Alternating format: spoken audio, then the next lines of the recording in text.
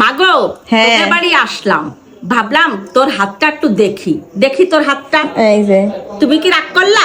না, ওমা, তোমার হাতে অনেক সুন্দর লেখা আছে মা। তুমি ছেলেদের সাথে কম কথা বলো, মোবাইলে কি বেশি কথা বলো? না, রাগ করলা মা?